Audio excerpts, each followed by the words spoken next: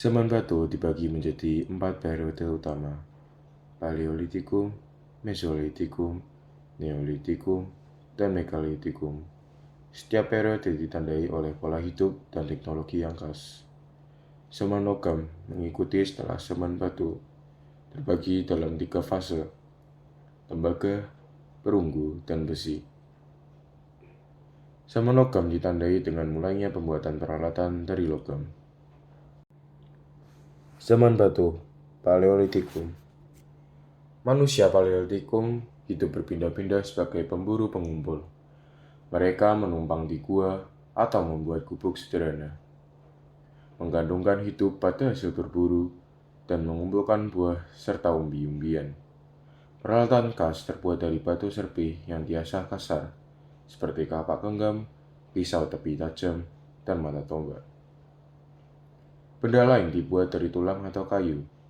Kebudayaan awal ini menghasilkan seni lukis gua dan patung kecil, misalnya lukisan binatang di gua, seperti panel yang Telongi, Sulawesi, dan figurina tulang. Kepercayaan praksara bersifat animistis, contoh pemujaan ada pada tradisi pemakaman dengan persembahan makanan dan peralatan untuk kehidupan setelah mati. Mesolitikum. Zaman ini merupakan masa transisi Paleolitikum ke Neolitikum. Manusia Mesolitikum masih berburu dan menangkap ikan, tetapi mulai menetap lebih lama dan mengolah tanaman secara sederhana. Mereka hidup di tempat dekat pantai atau muara dan gua ceruk. Benda budaya khas ditemukan berupa tumpukan cangkang kerang atau miden di Sumatera, menunjukkan konsumsi siput dan kerang laut dengan penggunaan batu penggiling. Alat batu lebih kecil atau mikrolit dan serutan halus mulai banyak digunakan. Misalnya, ditemukan kapak genggam kecil atau peble dan kapak pendek atau chopper berujung melengkung di situs Mesolitik. Diperkirakan pembuatannya berasal dari ras Austronesia asal Papua Melanesia. Neolitikum.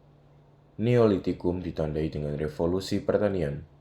Manusia beralih ke hidup menetap membuat desa, petani, dan peternak.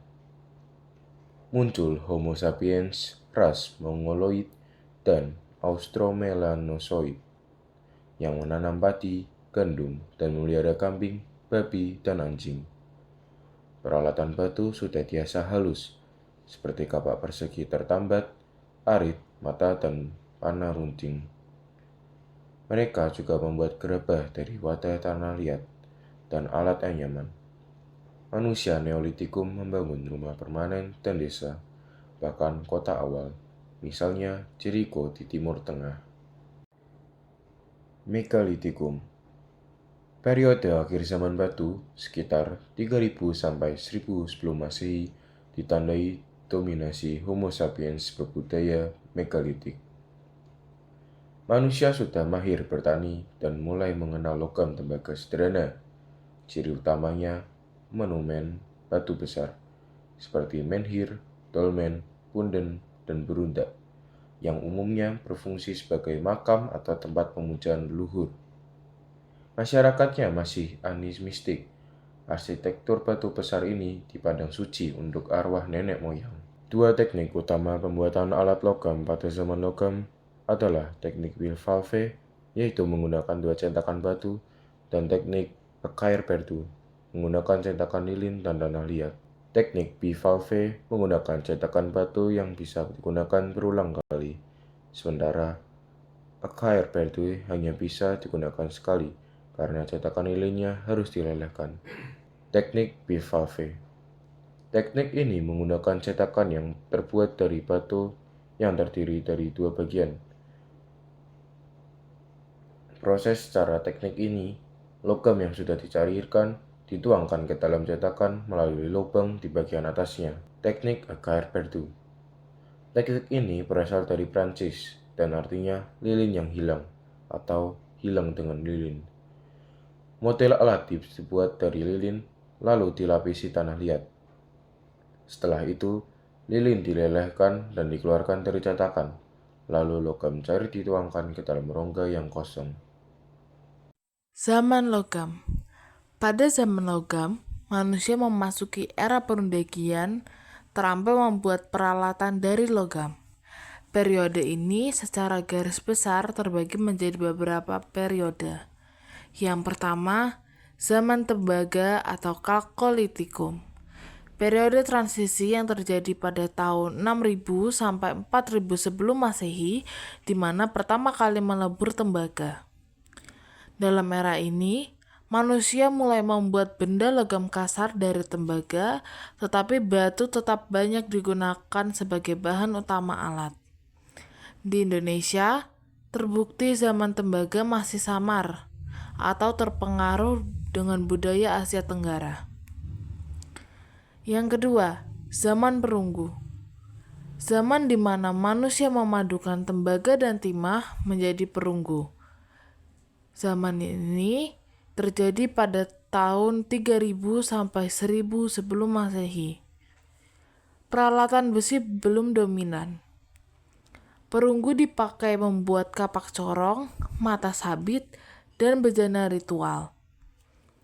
Hasil kebudayaan penting, seperti kapak upacara perunggu yang ditemukan di Sulawesi dan Rote, nekara dan perunggu Dongson dari Vietnam, serta perhiasan atau logam lembar tipis.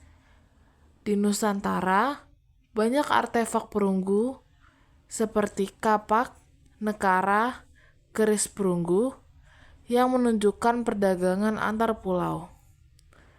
Tingkat teknologinya lebih maju dari Neolitikum, mulai dari pengolahan logam hingga cetak lilin. Selanjutnya, zaman besi. Dimulai sekitar milenium pertama sebelum Masehi di Asia dan Eropa. Ciri utamanya adalah penggunaan besi dan baja atau peleburan besi secara luas untuk alat pertanian dan senjata. Perunggu masih digunakan, tetapi besi lebih dominan di kemudian hari.